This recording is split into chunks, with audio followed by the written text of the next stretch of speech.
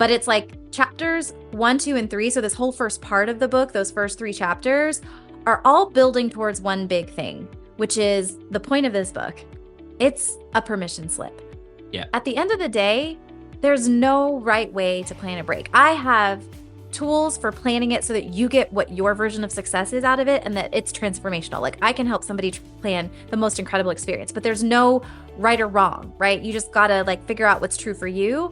But where people struggle, the biggest thing that I can do to help people is to give them a permission slip. Hey, you can do this. It can make your life better. It's not going to ruin your life. You're not alone. You're not crazy. People do this all the time. It actually makes your life better. It can make your career better, right? It's like all of that is really what the first 3 chapters in that first section of the book cover. Welcome to the Winging It Travel podcast with me, James Hammond.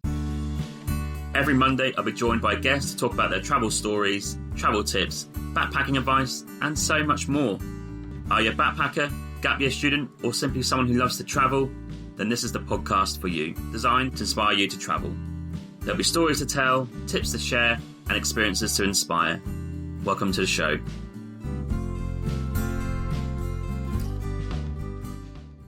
Hello and welcome to this week's episode where I'm rejoined by Katrina Mcghee, who came onto the podcast originally in 2022.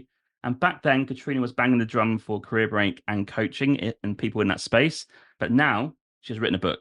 And that has gone really well with dummies. And we're going to talk about that book, some of the chapters in there, some of the subjects, and also catch up.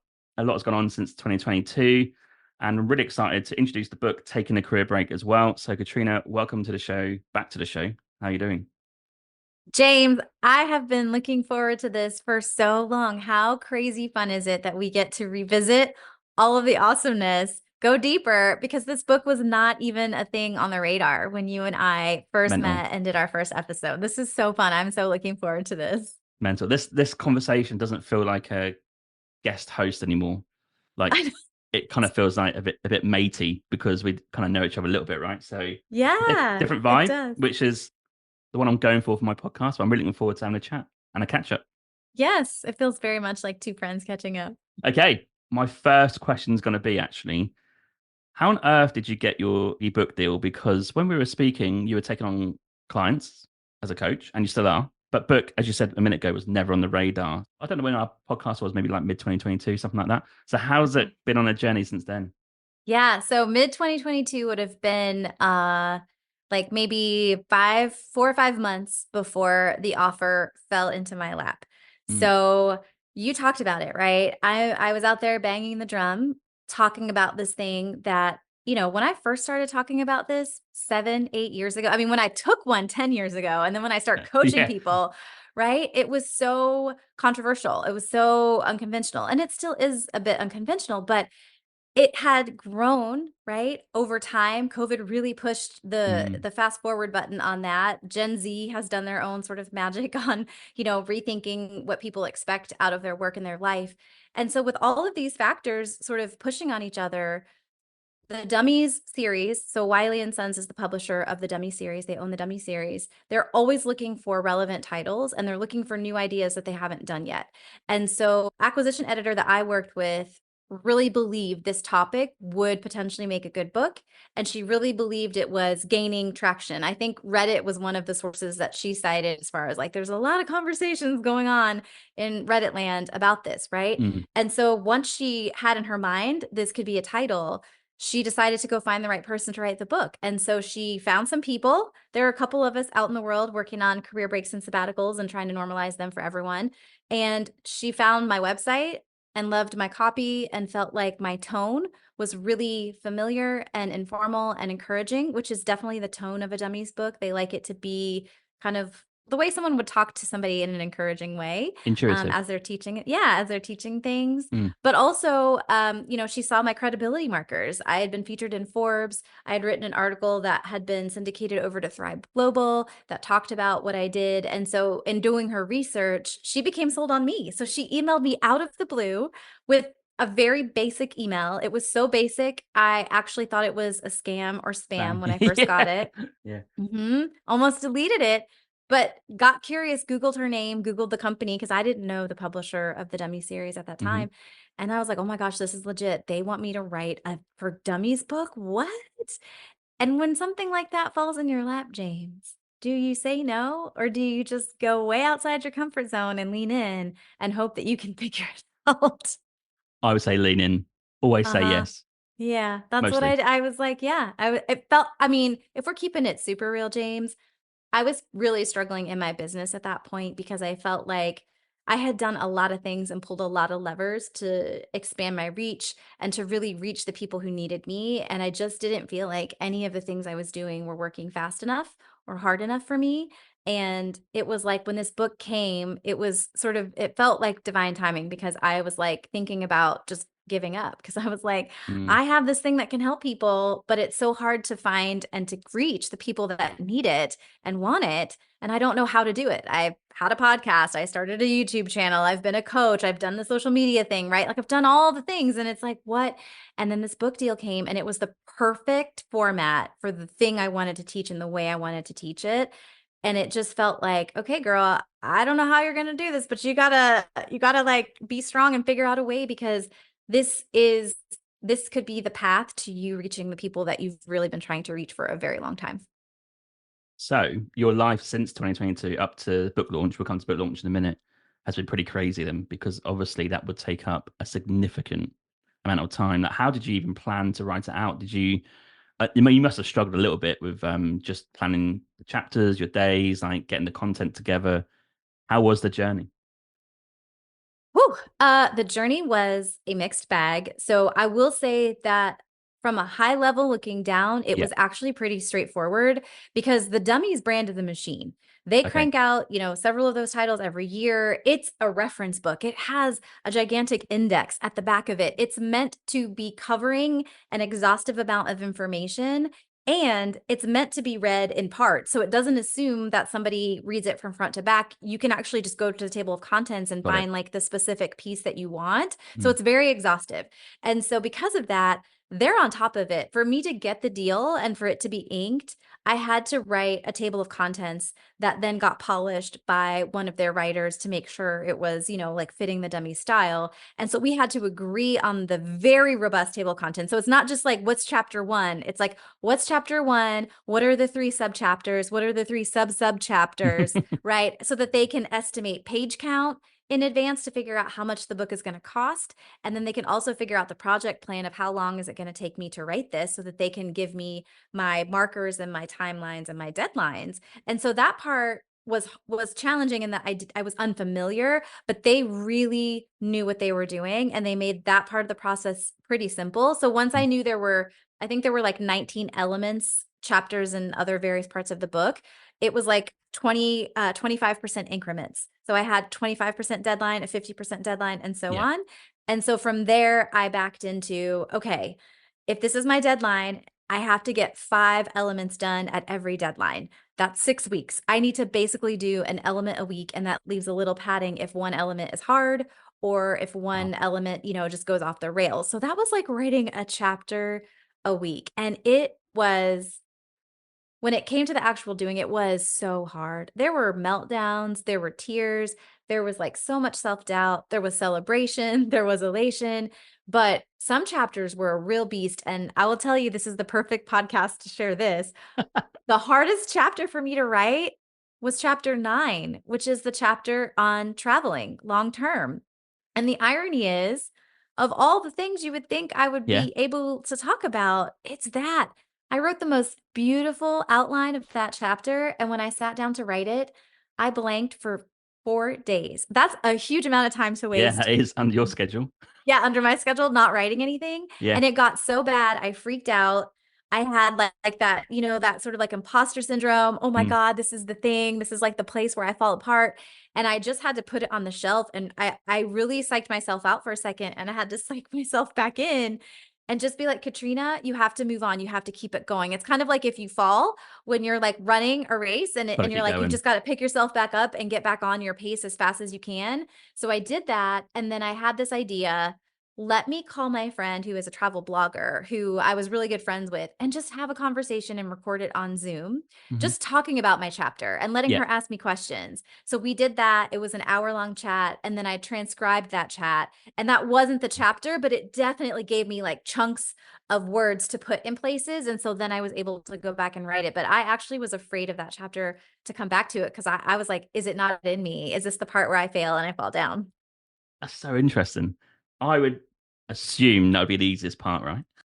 Me too, incorrectly, but yeah, I would I'll assume the tell you what would same. be difficult though. It'd be overwhelming because if you travel a lot, how do you bring it right down into, I don't know how many pages that would be, that chapter? Let's say, I don't know, 10 pages. I'm making that up. But and you've got like 10,000 pages worth of material because you traveled so much. Like, how on earth do you break that down? That is difficult if you think about it that way. Yeah, and that was the point in every chapter. I had to start with bullet points, right? So, because it's an overwhelming amount of things I Mm, know, but I'm trying to teach it to a beginner and I'm trying to take it far enough that a beginner becomes advanced, right? So, it's like yeah. I have to be encouraging, I have to be informative, I have to be brief, but I have to be like exhaustive enough that they get what I'm saying and nothing is missed. And so I mean, how do you even start that? So what I ended up doing was this little writing tool I learned a long time ago. It was feel, know, do. What do you want your audience to feel? Hmm. What do you want them to know? And what do you want them to do? And so, kind of taking on the tone, right? Like, I want them to feel motivated, inspired. I want them to feel, like calm, wise, empowered, whatever. What do I want them to know? I want them to know that and these are the three things. So I would write in bullet points when I would like go to write the chapter. I had to start with bullet points. It's like, I want them to know travel doesn't have to be overwhelming. I want them to know that they don't have to do travel, but I want them to know if they want to do travel, travel is super transformative. And here are some really easy ways that they could go about it, right? And what do I want them to do? I want them to make sure that they are covered, protected, know their insurance. Hmm. I want them to not overplan. I want them to have a plan, but not too detailed of a plan. So it was really just diving into what is the goal of this chapter before I tried to start writing it because I could have written a million words. Here's a basic question for you. Very basic. This Okay. might seem incredibly basic. If you're sitting down to write your book, are you using like Word or Google Docs? Like how I love like that. I always wonder about like the professional authors that are Yeah. writing a book. Is it Yeah. just on Word or on Google Drive and that's it? Is that how everyone does it? So some people do it on Google Drive. Yeah. Oh my gosh, James, this was another hurdle I had to overcome.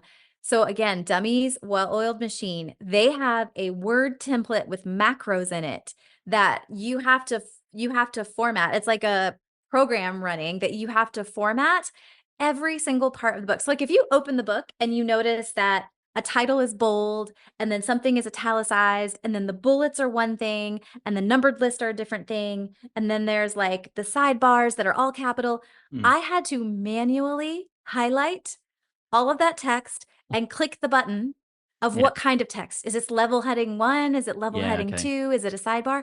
I cried so hard. It took me so long to write my first chapter because I had to learn how to format Sure. in Word.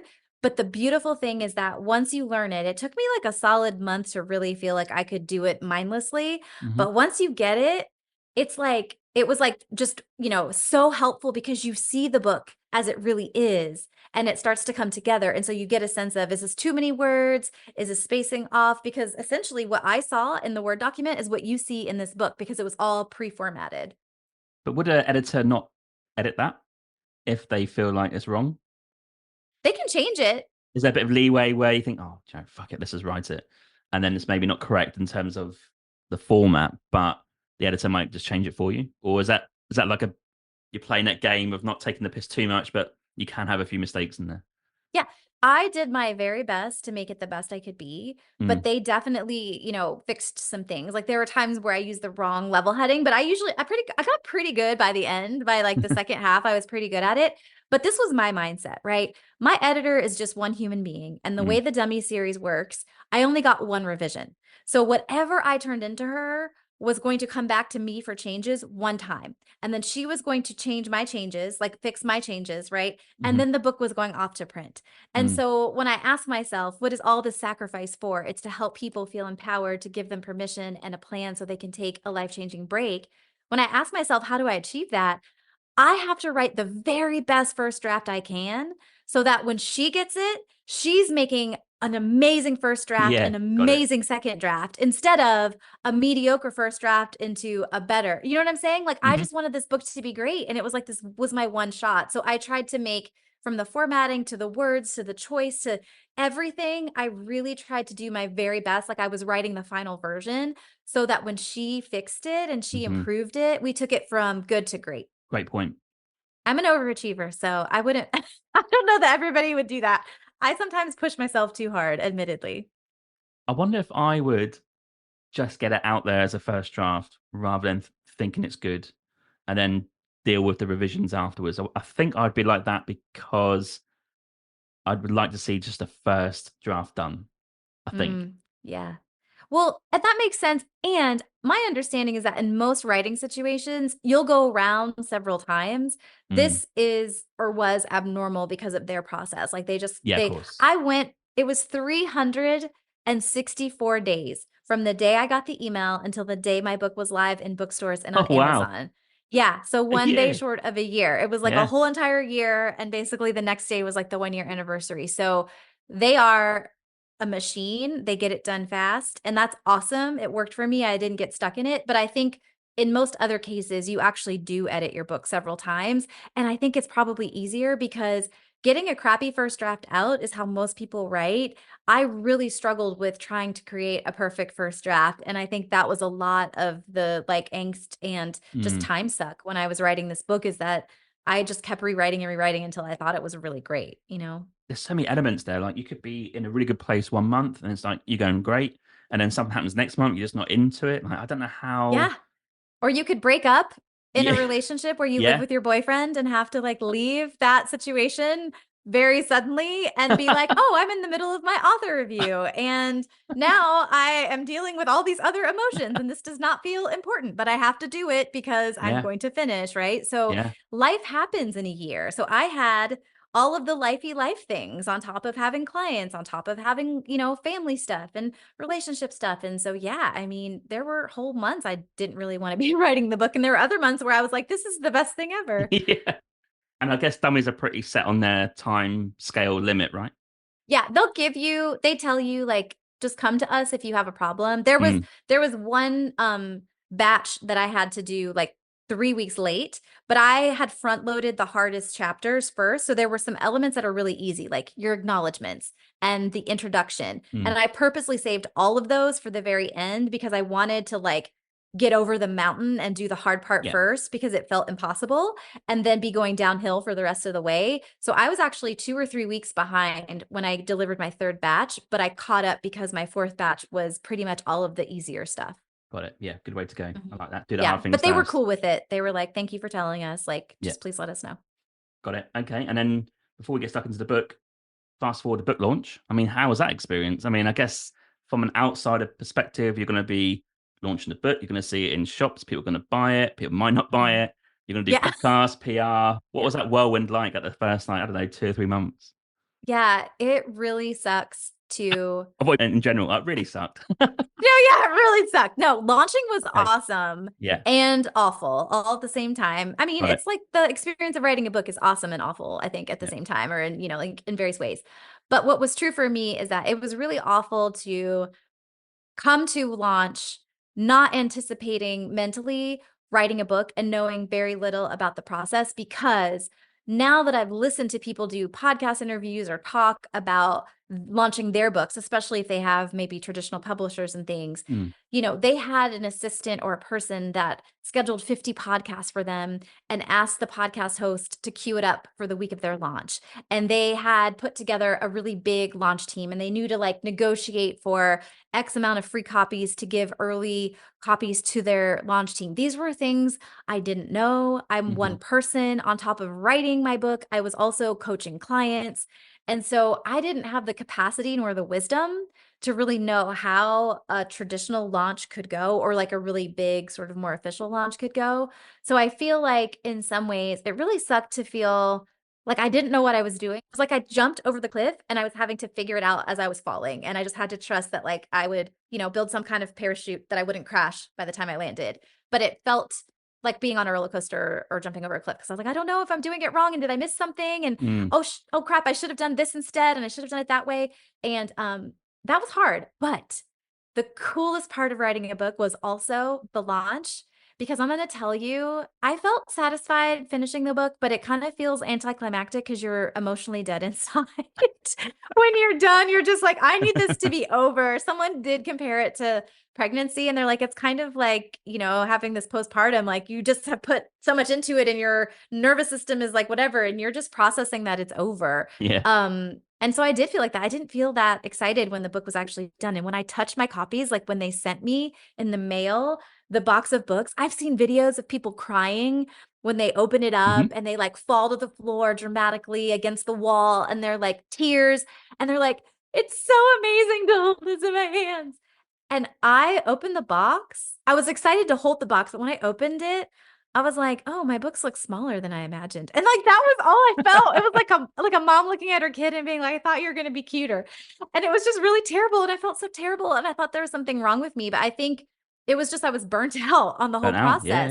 Yeah. Mm. But the reason that the launch was the coolest experience and the best part of the book is because the people. So once I got over the like hump of having it done, when it was Hmm. time to get in the hands of people, having a launch team of like 30 people that celebrated with me, that bought the book, that shared about it online, having friends buy the book, having friends buy multiple copies of the book, people texting me and telling me that they gave copies to their friends. It was just like I felt the most loved and valued I think that I've ever felt. And it was like, could have actually written the book just for this moment. Like if somebody could have explained to me how amazing it felt to be this validated and this celebrated, I was like, maybe this would have been the thing that actually kept me going. But that was honestly the best part of the whole book journey was like having people experience the book, but it also felt really deflating in the very beginning because I just felt so Mm. behind and there were just I hadn't been preparing, in my mind for a book. So I hadn't been following authors and talking to authors and I was just focused on writing the book and coaching my clients. Yeah, I think for first time for anything like that, you're never really going to know. And I guess everyone's launch is different, I'd imagine as well. Yeah. How long has it been since the launch? The launch was November 15th. So December, January, February, March. So like 4 months, almost 4 months. And where do you feel you are right now in the post-launch space? Yeah. Whew. So the first like launch month is the most amazing high Mm. because your book is new. Everybody's so excited. Everybody wants to buy it. Everybody that knows you wants to celebrate. But after a month, everybody that knows you or everybody that knows you and follows you from afar, like they've bought the book if they're going to buy it. And Yeah. so there's like this slump that happens after that first launch month where you're just like, oh my gosh, what do I do now? What happens now? Everybody I know has bought the book. And so that is like a place where you have to dig a little deeper and say, okay, how do I want to continue promoting and supporting this book to keep talking about it so people can find it? And, I love being on podcasts. So that's something I've just continued doing. I haven't binged that, like a blitz of podcast interviews, but I just keep, finding podcasts I want to be a part of and coming on some of my favorites like this one, coming back and talking about my book, which is really fun. But also I've started going on TV because the opportunity presented itself. But honestly, it's like, it's a lot of heavy lifting. Mm. And you have these moments where it catches air and it starts to take off, but then, it kind of like falls down again and you just got to keep going. I heard on a podcast about self-published books that was really like the key inspiration for me. It was self-publishing school. I like binged 100 of those episodes while I was writing and then launching.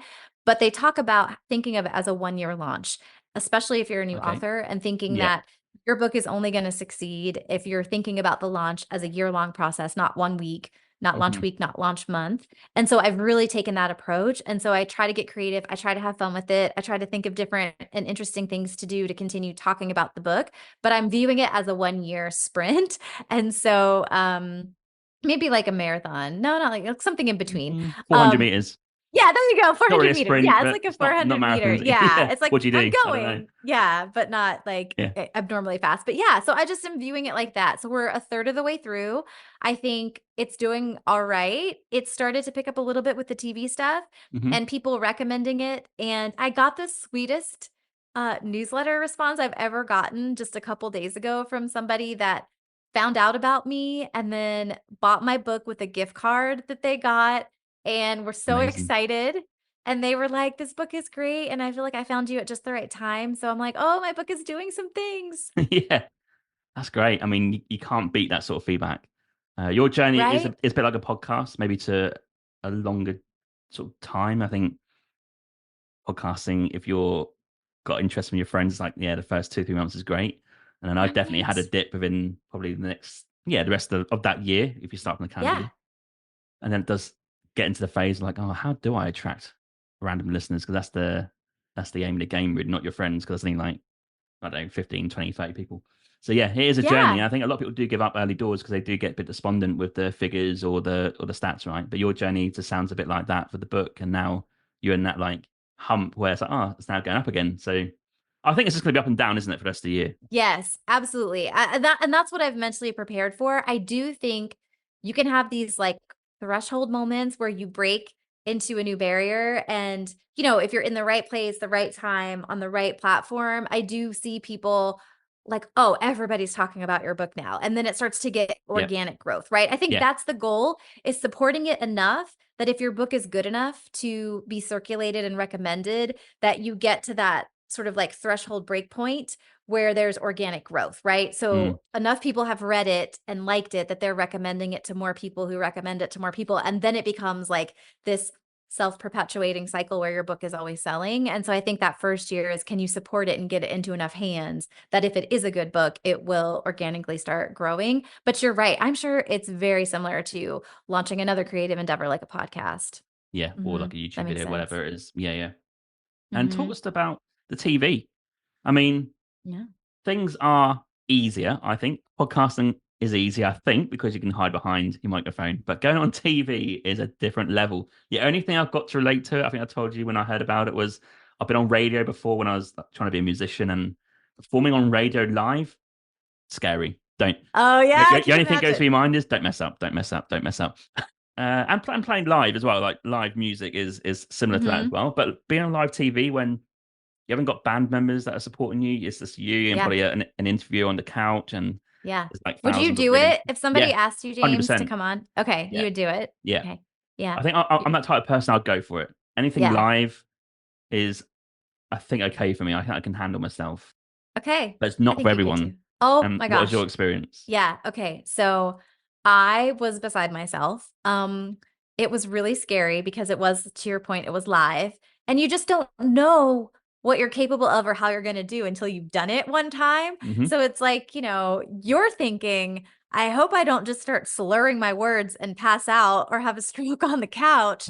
And like you have to pretend that you know what you're doing because the Yeah. people, like the producer and the anchor that are looking at you, if you're like, I'm so nervous, I think I'm going to slur my words and then pass out, like they probably aren't going to want to go on the air with you.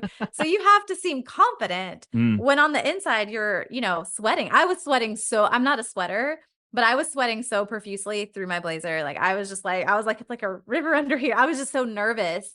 And I really I didn't know, am I going to choke? And I also was getting over COVID and I had this cough that would sometimes randomly appear. And it oh, sounds so nothing worse. silly, right? But you're on live TV. Yeah. Segments are only like 3 to 4 minutes. So if you start coughing for 30 seconds, Mm. all of TV land is just watching you. I'm sorry, can you? And then that's like 30 seconds of your 3 minutes. So I was like, please don't cough. I was like, I told myself, if you start coughing, just keep talking through your cough because you Yeah. cannot stop. And yeah, I was super nervous, but I will say three amazing things helped me. One is I had a friend, she was actually the one that made the connection to the producer, and she was the one who suggested me for the segment in the Hmm. first place. She had done this many times. She was a recurring guest of 2 years, and so she walked me through everything. You're Mm. gonna get up early in the morning. You have to eat breakfast because 'cause you're gonna get nauseous because we're Yeah. gonna get up so early and it's gonna whatever. She was so right, by the way, and she was like, bring this, like wear colors on the thing. Like we looked through my outfit. Like she just made me feel like I was prepared for something I did not know how to prepare for. Hmm. Having things to wear on TV that I felt confident in was so huge. And I'm a very low maintenance person. I don't spend a lot of money on that stuff. I'm kind of a minimalist. I've been a digital Hmm. nomad. I don't invest a lot in clothes, but I have to say, if you're gonna be seen by a lot of people, especially in a circumstance where you maybe feel uncomfortable, I had gone to see a personal stylist at Macy's, which is like a free service, and it was so amazing. And she picked out several outfits. And every day, because I did trial by fire, it was 3 days in a row of Yeah. live segments on the same. I felt so confident that I could just forget about worrying about how I looked and focus on my words. So it wasn't that it changed me, it allowed me to be more myself and it allowed me to feel comfortable to be myself. And so that was really life changing to not be worried like, do I look weird? Do I look fat? Like, am I sitting wrong? Like, it was just like, oh, I love this outfit. I look great. And now let me talk to this person. And the third part was I recorded myself going through the bullets and played it into the app, and I just played it on repeat. I'm not an auditory learner, but I Hmm. do think it helped calm my nerves to like just be saying it and be saying it like in my own head as I'm getting ready, as I'm putting my makeup on, as I'm doing all these things. I think that helped calm my nerves. So those things were all really helpful, but I think honestly being on podcast prepared me to be able to talk, Hmm. you know, articulately and off the cuff if I needed to and answer questions in a thoughtful way. It really prepared me to feel more comfortable. I don't think I could have done that if I hadn't been on so many podcasts or had my own podcast. I don't think I could have done it the way that I did it. But I got to say I kind of crushed it. For a first timer, I kind of crushed it. Yeah, looked amazing. It's weird you say about how you look. Like, out of all the things that I would be thinking about, like all people would be thinking about, okay, am I going to say something stupid, say something Yeah. wrong? Am I going to say something like a wrong fact? Am I going to laugh weirdly or like hear nervousness or look nervous? The thing I'd Yeah. be worried about is, oh, am I just a little bit too big for that outfit? Or that's all I'd be worried about. And that's so vain, isn't it? But like, that would be my biggest But worry. it's about image, and I think Yeah. it's not vain because I think, when you get there, everybody that's on camera is dressed up, they have their stage makeup Yeah, on, they're exactly. poised, they have their outfits, so you're in the presence of other people, and I think it's easy to feel like an imposter. So it's almost like feeling confident in how you look and feeling prepared Hmm. for that helps you show up like I belong in this space, right? I mean, if I had to show up with my old clothes, I would be thinking like, "Oh, is this like do I have a hole somewhere back here? Like is this too tight? Does it fit weird?" But instead I was just like, "Yeah, I'm ready to rock this." And I just felt like an equal, and that really helps Yes, me have a that's key. conversation instead of trying to like hide or shrink myself while the cameras were rolling. So exciting. There you go. Yeah, my wardrobe is terrible. Mine was too. I was like, I don't even know what style is. I was like, I had to have literally someone help pick out clothes because I couldn't even pick out what looked good on me. I would just like pick grey and black stuff. That's what I would do. Yeah, they tell Probably you not a great bright look. colors are good. So Okay, that was something I had to learn. It was true though. Bright colors pop on camera, James. That's my pro tip for you. got it. Thanks. I'll bear that in mind if I get the You can chance. you can wear neon yellow and be like, Yeah. Katrina told me it's safe to wear neon yellow. Yeah, interesting. I think anything on stage or TV, I think I'd quite like it. But you don't know until you try it. So we'll Yeah, see what happens in the future. yeah. Okay, let's dive into the book, taking a career break. So, the way we're going to do it is not too much deep dive. We're going to touch on a few subjects in certain chapters in the book and hopefully entice people in, but also try and provide a little bit of anecdotal stuff or what you're thinking about that chapter.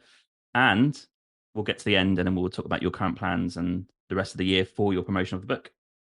Love it. Okay, go ahead, James. Let's start. Let's go. I'm Okay, ready. so part one is very interesting. And I imagine, arguably, I don't know what you think about this, it's the most important chapter because part one is deciding whether a break is right for you. Now, your example earlier of someone getting your book for like a gift voucher and they tell you Yep. newsletter, like I think I found you at the right time. That for me was like, oh, okay, that's part one because it's not going to be for everyone, and someone's got to decide if it is for them. Yeah. So I guess people in this chapter would need to learn what a career break is, or what the benefits are, and if it's even viable for them. So that's how you've broken it down to those three sections. So how did you tackle this one? Because you're gonna have to convince people that it's maybe something they need or want to do. Yeah. Oh, so the first chapter is really, like you said, it's for the people that pick it up and they're not exactly sure what really it even entails, what the options are. They Mm, might think I can't do a long career break, but what else could there be? What other kinds of breaks could I take? So it's really just meant to build some sense of familiarity and comfort with the concept, to introduce the concept and like make it less scary, less foreign, and to slowly introduce them. But it's like chapters 1, 2, and 3. So this whole first part of the book, those first 3 chapters are all building towards one big thing, which is the point of this book. It's a permission slip. yeah. At the end of the day, there's no right way to plan a break. I have tools for planning it so that you get what your version of success is out of it and that it's transformational. Like I can help somebody plan the most incredible experience, but there's no right or wrong, right? You just got to like figure out what's true for you. But where people struggle, the biggest thing that I can do to help people is to give them a permission slip. Hey, you can do this. It can make your life better. It's not going to ruin your life. You're not alone. You're not crazy. People do this all the time. It actually makes your life better. It can make your career better, right? It's like all of that is really what the first 3 chapters in that first section of the book cover, including what are the risks and reframing them, right? So people want to tell me, I can't afford it. I'm going to jeopardize all of the sacrifice and progress I've made in my career. So like I had to address that up front to help people overcome those objections to keep going and figure out like could I actually make this happen? Could I take a break? Because if you pick this book up, chances are that you really do want a break. It's Yeah, just you haven't exactly. quite wrapped your mind around it or found the peace to give yourself permission to do it. And so I designed the book to secretly be one gigantic permission slip so that the biggest thing you're going to walk away with is feeling like I deserve this, I can do this, and I'm allowed to do it. I give myself permission. And do you think you're targeting maybe the US audience here? Because I'll tell you why I say that and ask that. It's because I'm European. So back home, UK, France is the same, whatever, Germany, you do normally get 4, 5, 6 weeks at least as vacation. Now, if you actually break that down into a career break for American, that could be the same amount of time. So if Americans think I'm going to have a career break with 6 weeks, that's also the same as just a normal vacation break for someone in Germany, right? So I Mhm. wonder, are you just targeting the US audience because we all know there's not guaranteed vacation. If it is, it's not very much. And is that what you're thinking, trying to encourage your own country people, if you like, to try and get out there more and maybe take a risk and take a break? Because how many hours do people work per week every day of the year? Like it's just it's criminal when you think about how much time you give. Yeah, so much time. Too much time, James. Too Yeah. much time. That's a great question. And the honest answer is I think anytime we're writing, it's easiest to write to ourselves, right? Or write the book that we needed. So being that I grew up in the US, I definitely did the MBA path. I am, like one of those overachieving hard workers and was in that corporate game and corporate grind for a very Mm, long time. I did write this book with a lens through, the United States of America's approach to work sort of lens. But I did try, and my technical editor lives in Amsterdam, oh, is Australian, and has American US citizens as clients. So she had huh, a more global perspective. So there yeah. were times where she brought that perspective to the book and would leave comments and feedback on my book to be like, hey, when we're talking about health insurance or when we're talking about this, right? Like, can you broaden that a little bit or can you make that more applicable or can you add this other part that Mm, covers people outside of the US? So I think, just I have a bias and I wrote with that bias. I wrote to the majority of the people I've worked with, right? I've seen what they've struggled with and they are majority US citizens, but not all, right? I have several that have been from the UK and it's really interesting, I follow through Google Alerts articles on career breaks and sabbaticals and I find that India and the UK are right up there with the US in regards to the amount of content that media outlets are promoting and talking about this concept because it's much needed. So to circle back to your original question, yes, it's biased, just inherently based on like my perspective and my clients, but there is a global aspect through the technical editor and my efforts to make it more expansive and having had a few global clients. But at the end of the day, this book isn't really about how to take a 6 week vacation, which true. anyone in Europe could do, right? Yeah. It's about how do I disentangle my identity from Mm, work if I'm a high achiever? How do I find and pour into other parts of my life and learn how to not be living from a place of fear and not be chasing success and shiny brass rings that look good to other people, but that make me feel like crap? And so, not that everyone everywhere needs that, but I think that message is more universal and that need is more universal, especially in the world that we live in today. So, I yeah. think that theme through the book would resonate with everyone, almost anywhere that feels like they're in that sort of modern working society that does not appreciate humans and or like balance or even any semblance of balance. And Yeah. to underscore that with a period, there was a guy in New Zealand who's doing PhD research right now on career breaks, which is so Oh, exciting for me. wow. Yeah, Yeah. and he asked the library. So he's a PhD student, Yeah, and he asked the library at his university to put my book in. And he was so great. excited that they got it, and he Yeah. wanted to read it, and he was following me, and he's in New Zealand, So I feel like some Mm. of the themes and messages transcend just the lens of being in the US. Yeah. Well, New Zealand brought in the 4-day work week last year, right? For some companies, and it's a huge Yeah. success. So Yeah. they're always out there in front and a lot of things, New Zealand. So I'm not surprised at that, Yeah, but that's yeah, great. they seem to be doing a lot of things well and right. Yeah, Yeah. best place to live. Just a couple of things from me. Please head to my new website, www.wingingittravelpodcast.com. The link is in the show notes. And secondly, please subscribe to my YouTube channel. And I'm really enjoying showing you my content I have from the last year or so. Thank you. I'll tell you what's so interesting because there's so many countries out there where you just don't know what is the working culture like. You mentioned India. Now, Hmm. a strange country, half of it's in poverty, like real bad poverty. So like that doesn't even apply to those guys because they're surviving. So the other guys who are working, like what is the work culture like? Do they even get vacation? If so, how much is it? If they don't, like what are the options? Yeah, it's just so many different areas of the world where this could hit potentially and Yeah. cause a few ripples because there'll be some people asking, hang on a minute, I get no vacation. Oh, Yeah. but then it's going to ask themselves a pretty important question there, like, can I do it? Yeah. Yeah. I've been seeing, like I said, India, I've started recently seeing articles in Singapore where they're talking Oh about yeah. this more. Hmm. But it's like, any culture where people are really working themselves to death. And it's like, even if they got 4 weeks of vacation, it's like, is this the life that I want to be living? And this isn't sustainable. What do I do about that? Yes, and from my own experience, going from not working for a year to working a year full time, as in like I'm back in working full time, Hmm. the amount of hours you give up, it's a huge adjustment, and it's like a serious question: do you want to put 40 plus hours a week into a business that's not yours? I think we Yes. need to ask that question. Yeah. And it's, sometimes the answer is yes, but at least you'll know why you're doing Mm, it instead of yeah, doing it just because you think you have to. yeah, absolutely. So they get to part two, and they probably decided at this point, okay, yeah, I'm going to do it. So I need to plan the career break. That's the part two.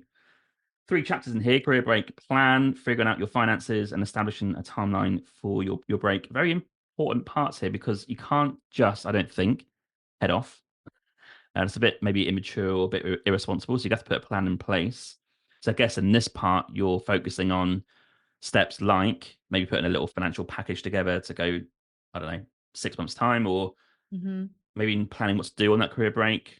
Are you just going to sit out and play Xbox, or what are you going to do? And Yeah. obviously, post career break, trying to get back in. Is that what you're thinking along the lines of part two?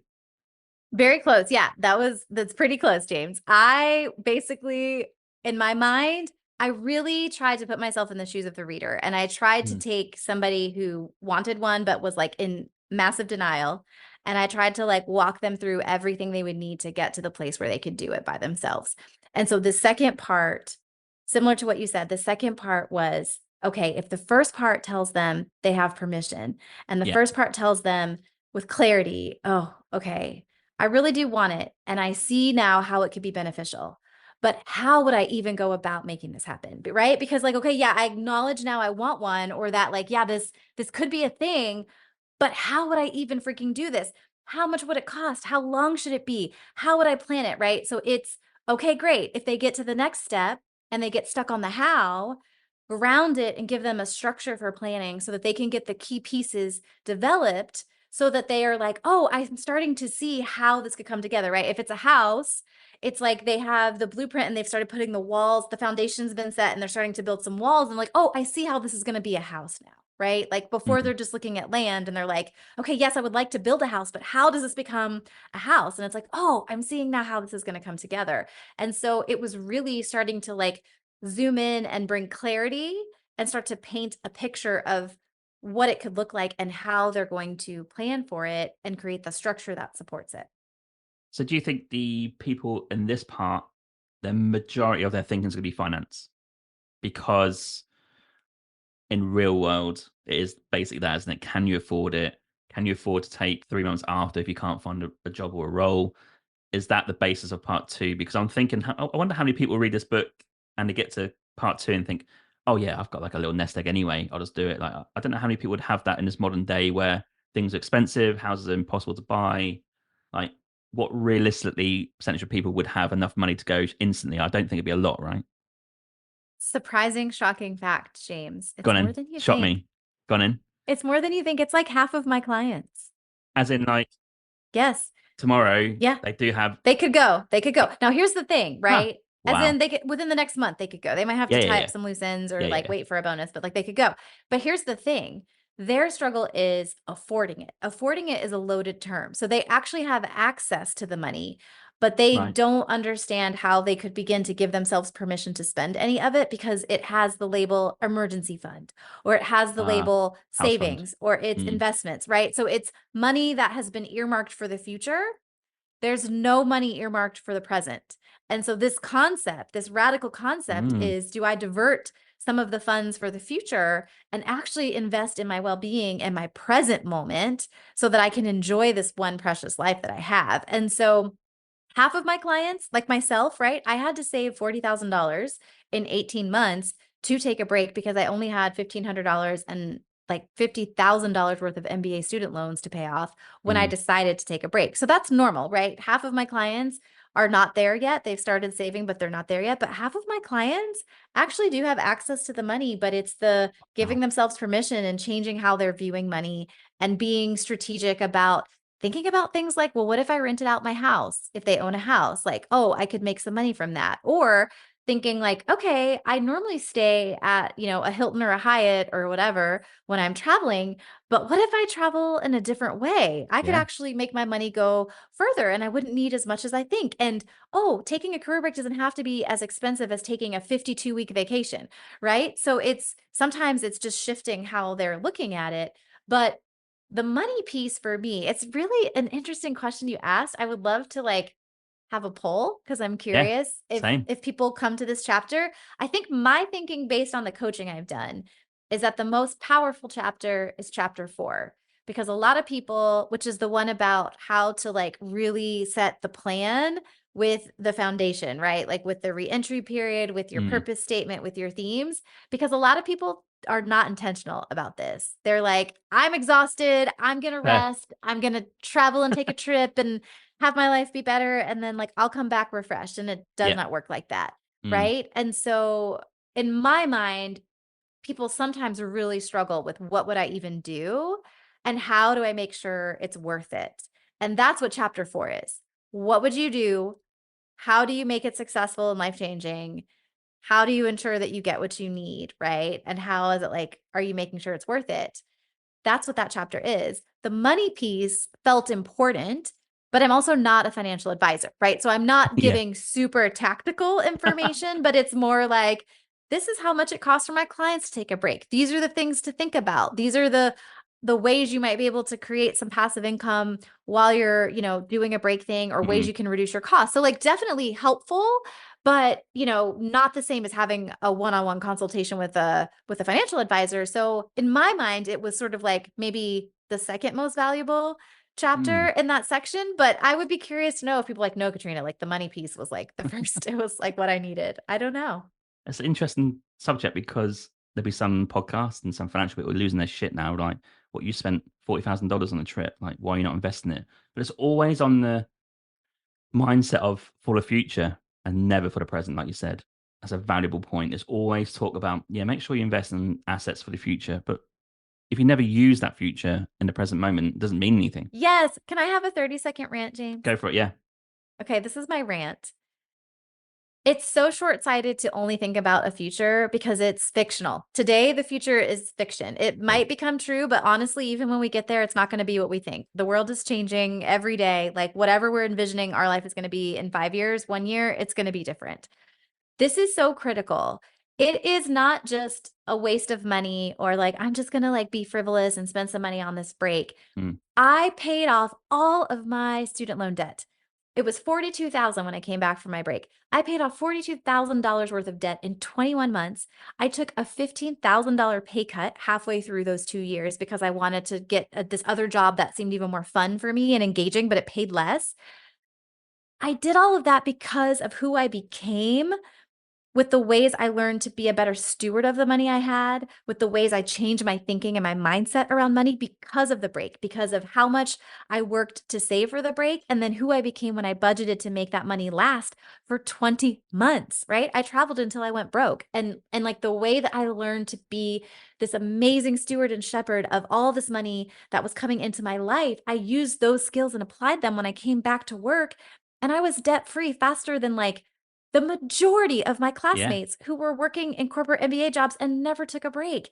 And I also had the energy, the motivation, the excitement to keep going and to keep working because I had taken a pause. So I think it's just so short sighted to feel like the only way you get ahead in life is to push money towards some future that you don't even know what it's going to be or if you're going to live to see it.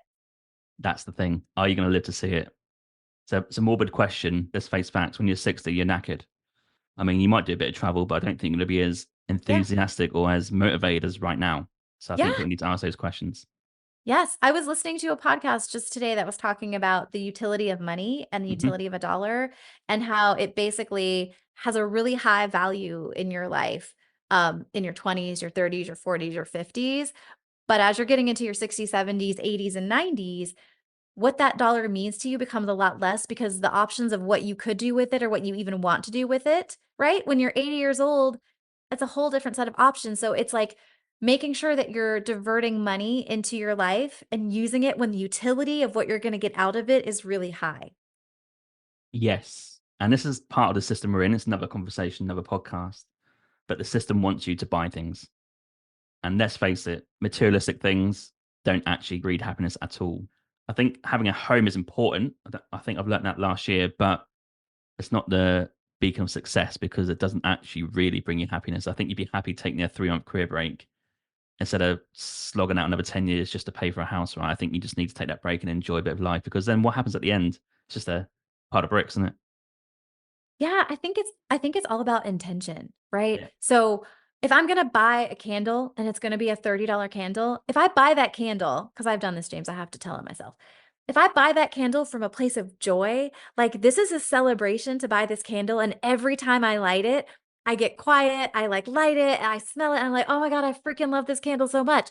That brings me joy because I'm putting intention into that candle. Yeah. I'm present, I'm thoughtful, I'm intentional about buying it, I'm intentional about using it. But to your point, when we get into this hyper consumption where Mm. we're like numbing ourselves and self-soothing through purchases, right? We're not really being intentional about anything. So we're consuming and experiencing things that we've bought without any presence. We're not enjoying it. And it does become a waste, right? Or buying a house because you think you need to buy a house or because like houses are what successful people buy. Yeah. That's a waste. But if Yeah. it's like, oh my God, this is the most amazing place and it feels so amazing and it's just like awareness, it's intention, right? So I don't buy many things, but I do Same. like to buy nice things for the things that I care about because I am committed and intentional about it. And it just feels like the most delicious treat to be able to do that, right? Yeah, yeah, totally agree. Last point for me on money is a materialistic thing is we bought a new MacBook Air the other day, right? Apple is the Yeah. perfect example of this, I think. The pre-buying of the MacBook Air or laptop is brilliant. The anticipation, it looks nice, the store is really nice, they're really helpful. You pay your money, you get it. And for the first time you open the box, feels really nice. And then after a day, like, oh yeah, I just needed that. I didn't really want it. And that's all that build up over time. Now, it's a small purchase in the bigger things of life, like a house. But imagine Yeah. you're putting your 30 years just to own that house, but you're thinking inside, God, if I did, take a break for 6 months and went and travel the world for a bit, and you get to 30 years time and you haven't done that, and you're regretting that, it's not a good place to be. Yeah, it's like following what's true for you. I did own Yeah. a house. I bought a house when I was 24, which is so Oh incredible. It was a wow. $200,000 house. I had a great job. I just like was crushing all of these external The goals of goals. like what Yeah. successful people do. And you know what? I love that house for the 4 years I lived in it. Like I won't lie. My mom came, we painted stripes, like funky colored stripes on the wall, and like I loved it so much. But then it was time to move on to business school and I rented it out and I was a landlord for 10 years and it was some of the worst moments of my life. I hated owning property. I hated having to be on call to fix it. I hated Mm, having to repair stuff. I hated not being able to know month to month how much it was going to cost to have and maintain that house. It was really stressful. And I really started to appreciate that I felt better being a renter. I knew exactly how much I was going to yeah. spend no matter what breaks. I can be on a budget because I don't have to fix it. I don't have to be responsible for calling the handy person, like they have to fix it. And I can leave anytime I don't want to be there anymore. And so, it was just really questioning what's true for me. And for some people, a house might be great for them, but for me, it wasn't. But I did it because that's what they said every smart person does. And then I got screwed in the housing market bubble that crashed, Yeah, and of all the course. houses Always around me went crashes. into foreclosure. Yeah. Yeah. And so it's like, no, you just got to do what's right for you. Like there is no, like this, all the strategy in the world it's not going to beat the universe. The universe is just going to do what it does. Yeah. Rent equals freedom. Remember Yeah. that? So I tell people anyway, because people put shit on rent because, oh, you're throwing money away. How can you throw money away if it makes you happy? And if you're buying a place under the guise of security, I think it's the opposite of security because you're now liable for that asset, right?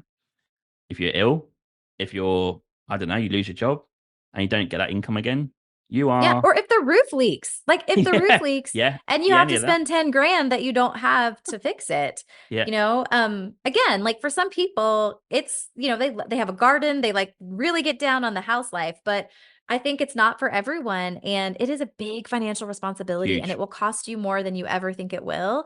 So Yeah, it's like just, being really intentional about that. I feel like you've got to choose what's right for you, not what you think other people want yes. you to choose. Don't accept what people tell you. Yeah, make your own Yes. decision. Yeah. Okay, part three. You're gearing up for the break. Ah, that's interesting. Sharing news of your career break.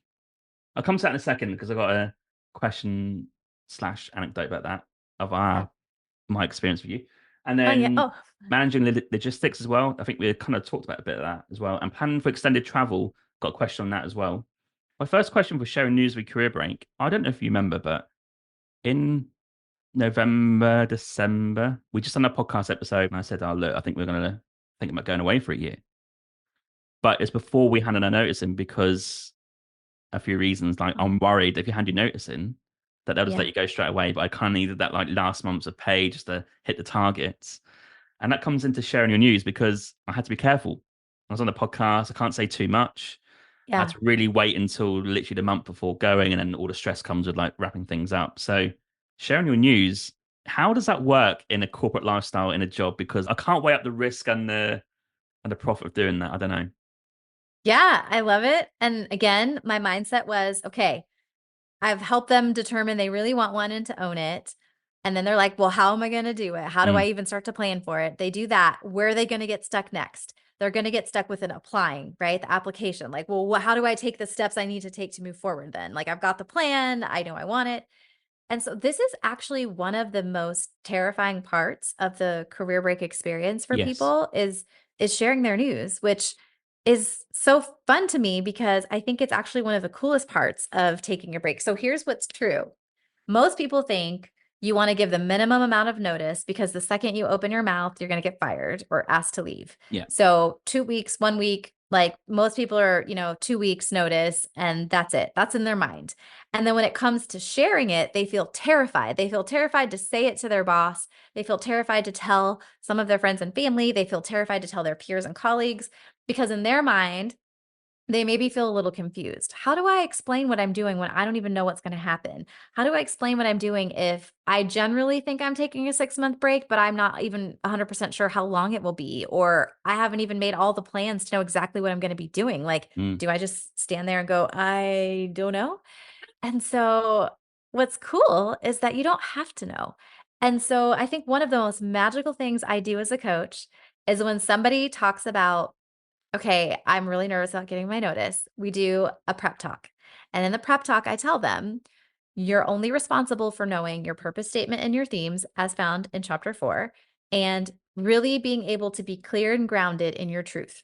You don't have to give it all to them, hmm but if you know why you're taking a break and you have this idea of the 3 or 4 pillars or focus areas of your break, you have more than enough information to gain an advocate and to come across as clear and confident, even if you are uncertain. And so the example I like to give, right, is Some people, when they think about giving their notice, it feels like they're going to be saying something to the effect of, I'm just really burnt out. And I don't know. I just needed some time. And the person's going to be like, well, what are you going to do? I don't know. I'm going to be at home. I don't know. Mm. I just feel right. Okay. That's super deflating, like low energy. I hate it. Another way, if you've done chapter 4 in the book, right, is you go to your boss and you're like, listen, I have some pretty big news and I'm a little nervous to tell you, but I'm kind of excited. I'm actually taking a career break and I'm giving my notice, but I want to let you know I'm so grateful to have been here. I just really have come to this place in my life where I've realized I've poured a lot into my career. And I feel like there are other parts of myself I want to know and explore and just take some time to do that so that I can come back even stronger and more excited and contribute at a higher level whenever I'm ready to come back. So I'm going to do that and I'm going to focus on some really special things. And I'm just really excited. But I need to tell you, right? I'm giving you my notice. Mm.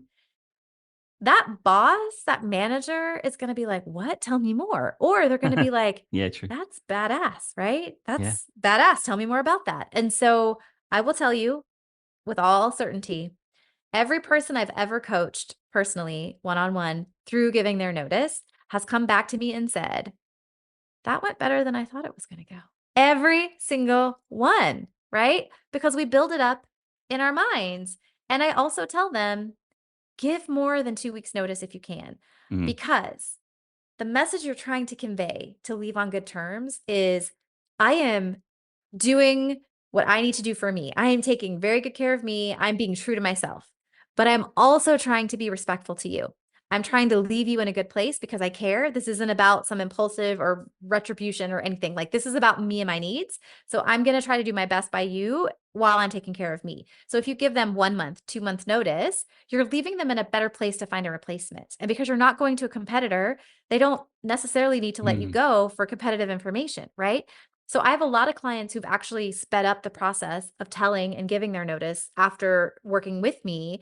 And it helps demonstrate with your actions and match your words that say, I want to leave on good terms. I'm trying to leave you in a good place. I gave 8 months notice at my first job. And when I took my second break, I gave 4 months notice, right? Wow. Because I just wanted to be transparent and I felt excited. It took a lot of energy to pretend I wasn't excited about this thing I'm doing. So I just got to be authentic and set myself free by telling the truth, you know?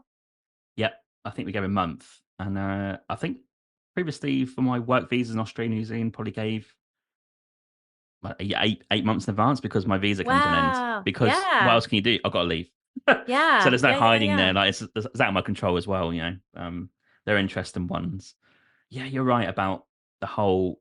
It does go right normally, as long as you're like obviously doing well and get on and stuff.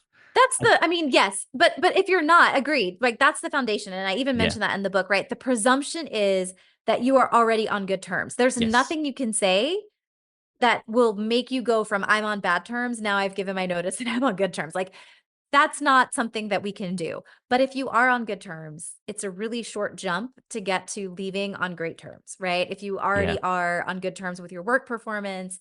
And I've had multiple clients who have thought that their managers were going to be punitive or retaliatory or spiteful, vengeful, right? Like, I'm gonna punish you.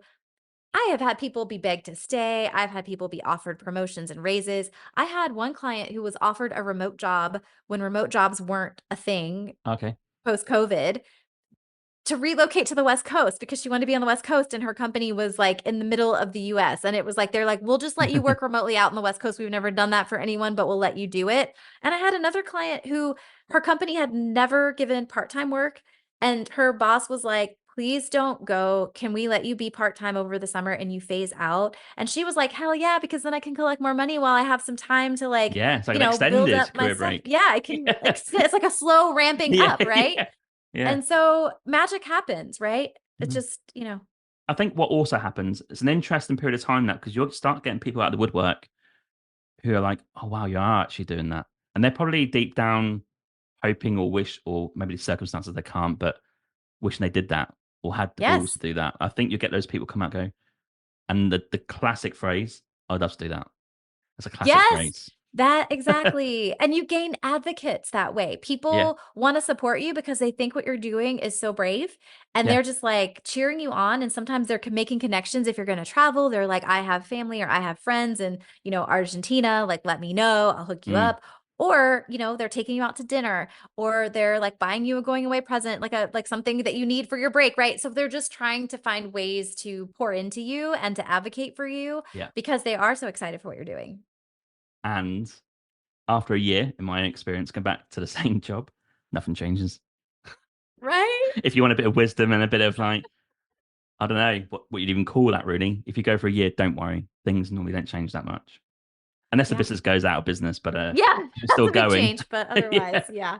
hilarious. There you go. Another thing I wanted to ask on this part was not everyone wants to go and travel, I guess. Now, for me, Right? if I'm doing a career break, I'm off. There's no doubt about that. Yeah. But I imagine there's a lot of people who just want to maybe just be at home for a bit or figure things out, learn something new, like a new trade or a Yes. new skill. Like, do you find it's not always travel is the aim of the break? Yeah, you are absolutely right. So 68% of my clients, like two-thirds of my clients, do travel abroad at some Yeah. point during their break. So travel is transformational. It's something you can't do when you're grinding it out, at your 9 to 5. It's a special time to be able to do it. Mm. Obviously, I use my break to travel pretty extensively. It wasn't the whole break, but there was definitely the majority of that time was travel.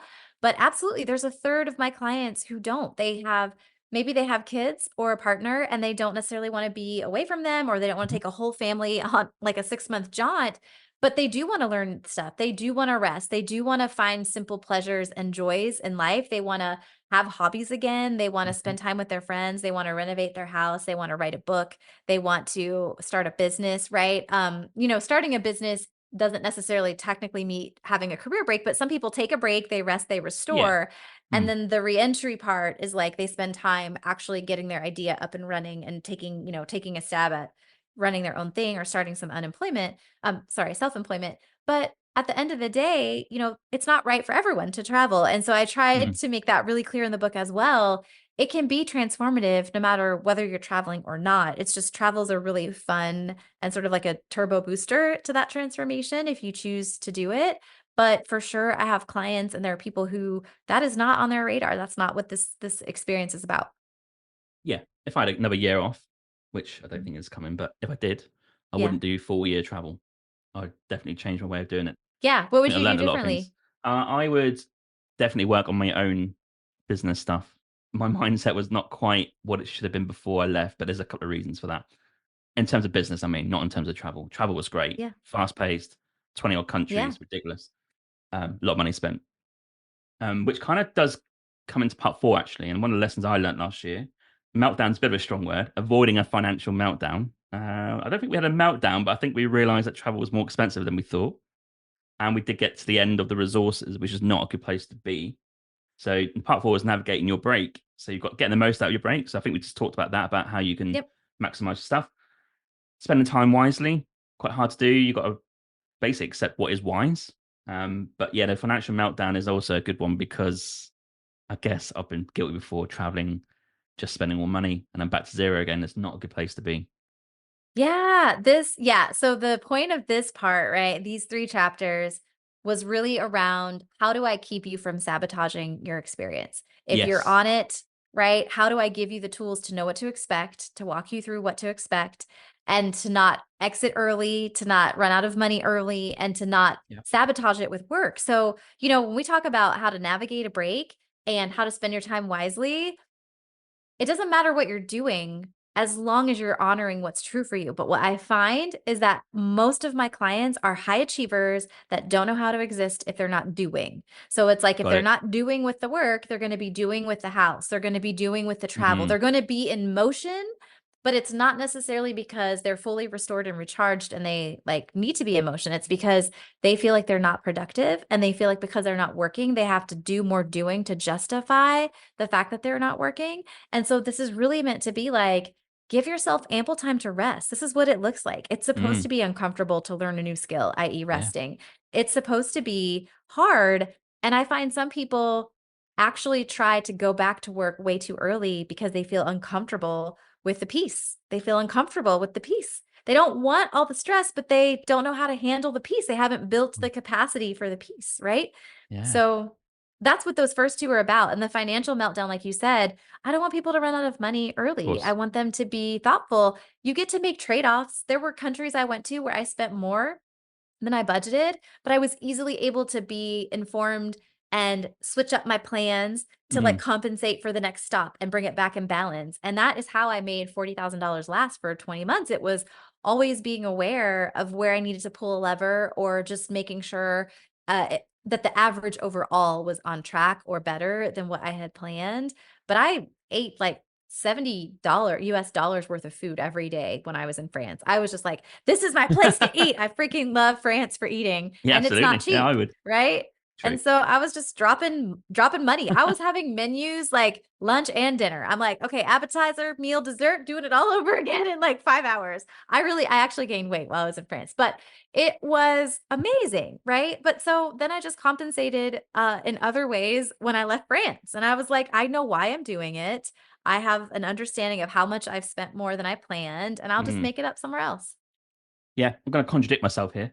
I think what I learned is having a home base is crucial. Tying into this chapter, I would do my year break if I had a home base differently because I would probably do like, I don't know, 1 month, 1 or 2 months travel and then chill for a month. And that could be doing stuff creatively, podcasting, get some content together. I think the whole year in one go of travel is quite hardcore.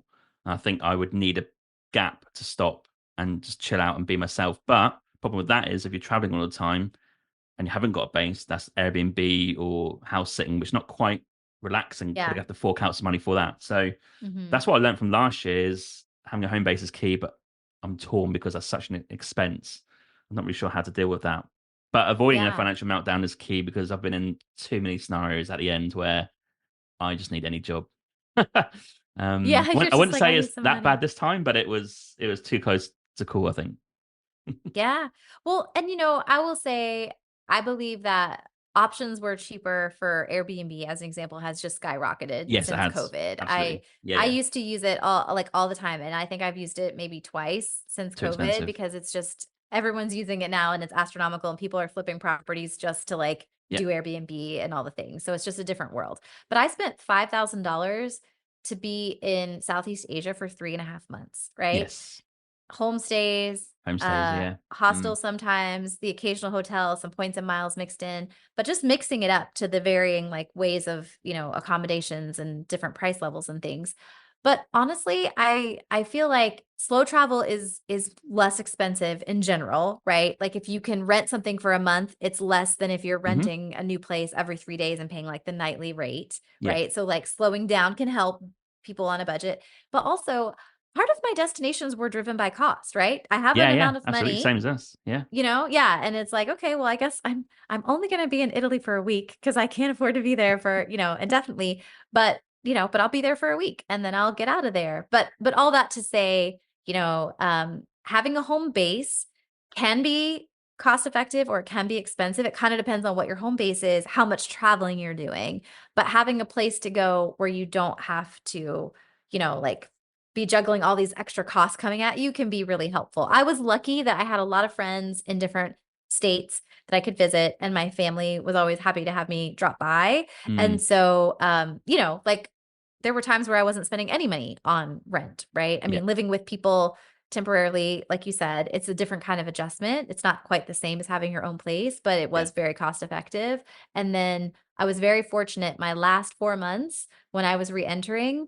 I had a really close friend who lived in Denver and she had a big house with an apartment on the bottom. And she was like, Dream. she was like, if you guys just want to move in here, I'll just let you live here for free while you figure out your life. And I was like, okay, we'll see you in Denver. Yeah. We See you paid soon. her. Yeah, see you Yeah. soon. See you soon. Get, Forever. Never put the kettle leaving. on. Yeah. No, I think we gave her like $175 a month for like utilities. She Oh, didn't even ask for that, but just like paying her nothing. for that. But Yeah. it really helped me extend those last few months and like give myself time to come back to work. Yeah. So, like you got to use what you got. Some people would be too proud. They'd be like, no, no, like I'm, like whatever, 30 something years old or 40 something years old, and I don't need Mm. to be mooching off my friends. But I just received it as a gift. It was like, wow, I get more quality time with my friend. I get to test out a city. Maybe we'll be neighbors. I actually end up we did end up moving to Colorado after that. But it was like, I just viewed it as a gift. And I think you have resources, but you can't have a lot of pride if you want to take advantage of them. You have to be grateful that they're there. That goes into travel as well. I mean, there's certain ways to travel. I would spend $70 a day in France if I knew I'm going to spend 2 months in India or Yeah. Southeast Asia. That comes with Yeah. passport privilege and different discussion, I know, Right. Yeah. but you can utilize those sort of costs to extend your travel if you're willing to Yeah. maybe go to like an expensive country, then go to a not so More expensive affordable country. places. Yeah. No, it's true. I mean, currency definitely works, in certain countries' favors, and the US being one of them. So it does make certain places more cost effective where you Mm. can stretch it out. I have so much admiration. I mean, I know you've had guests on, I think you've had a guest on before talking about this, but I've had admiration for people that don't come from, like the UK or the US or Yeah. other places where their dollar goes so far. I met someone in Mexico who had traveled multiple countries, was in India for a month, and like I was just like so I mean, I have to be honest, I feel like that's an extra level of Mhm. challenge to find the money to do that. And when your currency isn't as strong. And I just felt like, wow, I don't even know if I would have been able to Different make that level. way. People do it. It's so cool. Right. But so if you are one of the people that's fortunate enough to have that currency conversion working in your favor, there definitely, like to your point, are places you can go where you spend a lot less to be there for a month than Yeah, other absolutely. places. I think that's Mhm. a key tactic if you want to travel long term, for sure. If you've Yeah, not for got loads of sure. money. Yeah. Okay, part five, exiting with ease and grace. Like that, grace. Yeah. Transition out of your break. I guess that's a hard one. I'm still in that Hmm. phase, I think, a little bit. Securing some job offers, and obviously your career break is either going to be a career break from your actual career, or you might go into a new career or go back to the career, Yep. and then Yep. thriving beyond the break, which yeah, it's a bit poignant with where I'm at right now. So transition out of the break, it's been tough for me, I'll tell you that right now. It's just Yeah. the biggest thing, and I'm not like saying this just for argument's sake, it's the time. I cannot get over how much time I don't have now compared to what I did a year ago. I just can't get my head around it. I know it's needs, I know it's I need a job, I need some money, but it is tough to adjust just that whole kind of traveling, get up, go, where are we going today? Don't know. Let's go here. Let's check this out. That whole almost non-routine, like there's some routine in there, but not routine to It's now a autonomy, routine. right? Yes, autonomy It's and autonomy. yeah, and You're now your boss of your time. Like you could yes, work on your own business for 100 hours a week, yeah, but by choice versus feeling like there's a lot of time that's not your choice anymore. not my choice, and I have to log in each day Hmm. at a certain time. Not Hmm. complaining. I'm just saying it's a different It's an mindset. adjustment. No, it is an adjustment. And I think what helps me, right, is remembering life goes in seasons. Mm, So this might be a season where I have less control over my hours, but I have more control over my income. And yes. then I might have another season where I have more control over my time. And maybe I have control over my income, maybe I don't, right? And so I actually had like a very epic meltdown when I was re-entering because I did not want to go back to work. I was like living my best life in Southeast Asia, paying, $2 to have my laundry done and eating soup Yeah. on the street. Yeah. And I was True. having the time of my life and it was warm and I was just happy. And then now I've got to come back and I've got to worry about like vacuuming and paying bills again and making my own food. And, you don't go out to eat like that. You know what I mean? Yep. It's not as just, and it was like all these things that just felt like, oh man, this is less exciting. This is less fun. This is less adventurous. And then on top of that, I have to get a job where like other people control my time. Oh my Yeah. gosh, The control. Yeah. Yeah. And I cried like angry, resistant tears. And I was really mean to my boyfriend for a few weeks because I was just cranky. I wasn't mean to him on purpose, but I was just so cranky because I was angry that it was Mm, over. But then I got clear on my goal, which was financial freedom. I had still, like we talked about, that $42,000 of debt. And my goal became paying that off because I thought if I pay that off, I've created enough financial freedom. I can do whatever I want for the rest of my life. And I only have to make enough to pay what I currently use. I don't have to yes. pay for past choices or past bills or Yep. debt or any of that stuff. Mm, And so with that clarity, it wasn't easy, but with that clarity, I was like, okay, this is a season of saving, but like with a purpose, not just for the future that isn't joyful, right? It was yeah. like for a purpose. Yeah. And it really helped me. And I paid it all off in 21 months. Yeah, I think I'm the same. I think I'm just that financial security right now, Yeah. paying a few things off. Yeah, yeah. I do try to have that thinking going forward because you do need to look sometimes at the bigger picture. I'm not saying get that money in for that house 20 years down the line, which let's not go back there. But you do have to rephrase it into your mind to accept where you are because it is a huge change, especially if you do travel most of your career break. My mindset a year ago was travel. I'm not saying that's Mm, bad. It's yeah. great. Travel wise, achieved loads. I got a year's worth of YouTube videos coming because of it. And I got some Yeah. content to show you, and it's great. But I was nowhere Yes. near in any mindset for business. And what I mean by that is I could never extend it beyond probably the year mark because there's no income. So that was the Right. mindset I was talking about in terms of transitioning in and out of your break. I don't know what people's priorities are and what they're thinking, but if I was to do it again, I'd have a bit more of a business sense and maybe even allocate some budget towards working on my own stuff during the break. Yeah. Yeah, Well, if you had just worked with me, James, to plan out your year, we would have put that in there. I hope you know that, buddy. That would have been in there. it's coming. I would Don't have been worry. like, James, what are your themes and what are your Yeah, goals? Let's talk about this. more's come on that. And part six, interesting topic. The part of tens. Don't really know what it means. That is, yeah, it's a dummies rule. It's a dummies Oh, rule that okay. they have. Yep, they Right. have in every dummies book, they have 2 to 3 parts of tens and they're just like 10 list.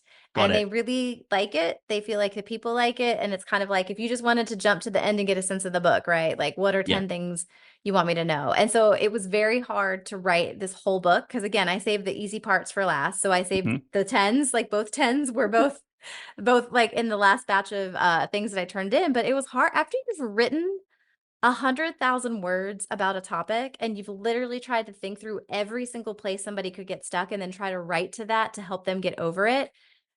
What could I possibly say in a top Mm, 10 list? So it took me longer to probably think of what I wanted to say for a top 10 list than it did to actually write it. It was hard. okay. So Yeah. it's like blogs, right? Top 10 things to do. Like people love Yeah. that sort of stuff. It's popular Yeah. on YouTube, it's popular on podcasts. People do love that stuff. Right. Yeah. But they just needed it to be different than the material in the book. Right. So it was like Yeah, yeah. you Extra can pull material. from it, but you can't like repurpose it in a way. Mm, So it was like, oh, I've got to put a different twist on it. Okay. yeah, yeah. Okay, so that was the six parts of your book. So people want to Yep. dive in to any of those parts and those individual chapters. There's sub chapters in those chapters. There's a lot Mhm. of content in this book, and it's great. So where can people find to buy it?